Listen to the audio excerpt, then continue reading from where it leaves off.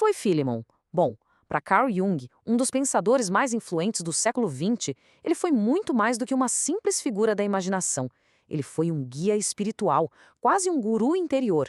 Vamos juntos, então, desvendar a história de como Jung construiu esse mito pessoal, peça por peça? Olha só essa imagem, que impressionante. Ela vem do lendário Livro Vermelho de Jung. Mas, não era um diário qualquer, não. Era o registro de uma jornada perigosa e intensa para dentro do próprio inconsciente. Isso tudo aconteceu entre 1913 e 1916, um período que o próprio Jung descreveu como um confronto com o desconhecido interior. Para a gente entender quem era Philemon, primeiro a gente precisa entender a técnica bem particular e até controversa que Jung usou para encontrar ele. Não foi um sonho comum, sabe? Deixado ao acaso. Foi um encontro deliberado, uma busca ativa nas profundezas da mente. Jung desenvolveu um método que ele chamou de imaginação ativa.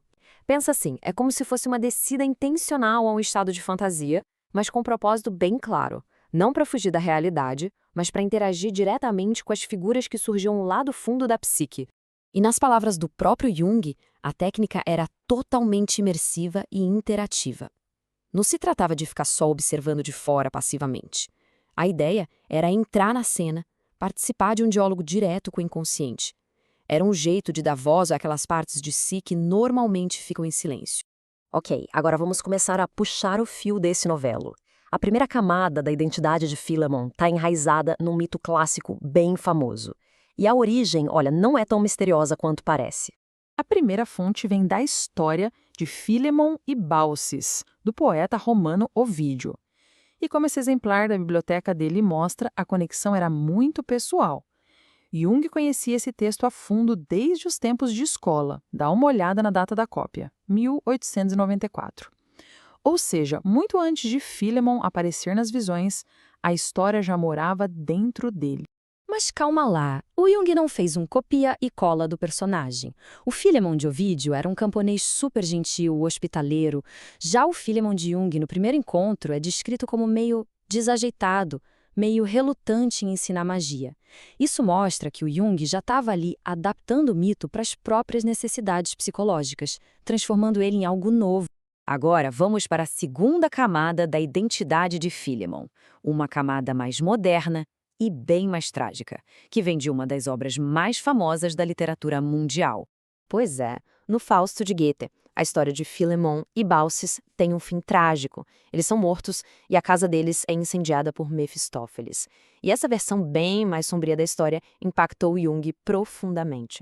E aqui está o pulo do gato. Jung sentiu uma conexão pessoal muito forte com essa injustiça literária. Ele se viu na posição de um defensor, com a missão de corrigir o erro cometido contra o casal lá no Fausto, de restaurar a dignidade deles dentro da própria psique. E ele não deixou essa missão só no campo das ideias, não. Ele tornou a coisa física. Lá na sua torre particular em Bollinger, que era seu lugar de refúgio e reflexão, ele gravou esta inscrição. Ele literalmente construiu um santuário para a figura que o Fausto destruiu, misturando o literário com o que era profundamente pessoal. Agora a gente vai mergulhar na camada talvez mais surpreendente e esotérica da identidade de Philemon, revelando a conexão dele com a magia antiga. No Livro Vermelho, Jung descreve o armário de Philemon, e lá não tinha coisas comuns, mas sim livros de magia e sabedoria antiga. Esses títulos criam o que o próprio Jung chamou de uma atmosfera egípto-helênica com uma coloração gnóstica. O mais interessante é que essa biblioteca mística não era só fantasia, era um reflexo direto da própria pesquisa do Jung. A estante pessoal dele estava cheia de estudos acadêmicos sobre essas mesmas tradições esotéricas. Philemon, então, não era só um guia espiritual. Ele era a personificação dos interesses intelectuais e das paixões acadêmicas do próprio Jung. Então vamos lá. Temos o mito clássico, a tragédia literária e a sabedoria esotérica. Agora a gente vai ver como Jung costurou todos esses fios para formar um dos seus conceitos psicológicos mais importantes e duradouros. É aqui que a criação do mito se completa de vez. A conexão visual aqui é de cair o queixo. À esquerda, a pintura de Jung de Philemon, com as asas de Martim Pescador, bem distintas. Agora olha para a imagem da direita, de um livro que Jung tinha na biblioteca, ilustrando outro mito de Ovídio. A semelhança é gritante e sugere como as imagens que ele absorvia dos livros se misturavam diretamente com as suas visões internas. E essa imagem com asas está ligada a um evento famoso que meio que selou tudo para o Jung. Ele sonhou com Philemon com essas asas, pintou a imagem e poucos dias depois encontrou um martim pescador morto à beira do lago. Para ele, isso não era acaso. Era uma coincidência significativa, um evento que ele mais tarde chamaria de sincronicidade, a união do mundo interior com o externo. E aqui está a prova definitiva.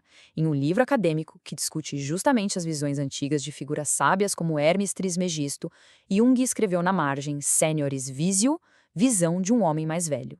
É o próprio Jung conectando a sua visão pessoal e única a um conceito histórico e universal. E foi a partir de todas essas camadas, o mito de Ovídio, a tragédia de Goethe, a magia antiga e as suas próprias visões, que Jung formulou o arquétipo do velho sábio. Philemon se tornou a personificação pessoal dessa imagem universal de guia e sabedoria que, segundo ele, existe no inconsciente coletivo. No fim das contas, o grande papel de Philemon foi o de um professor. Ele foi a prova viva para Jung de que a psique era uma entidade autônoma, real. Ao conversar com Philemon, Jung concluiu que não estava apenas falando consigo mesmo, ele estava dialogando com uma outra realidade objetiva que existia dentro dele. E assim, a exploração tão pessoal de Jung acaba virando uma questão universal. A história de Philemon nos convida a pensar: que mitos, que personagens e que sabedorias antigas será que estão aí, esperando para serem descobertos nas nossas próprias paisagens internas?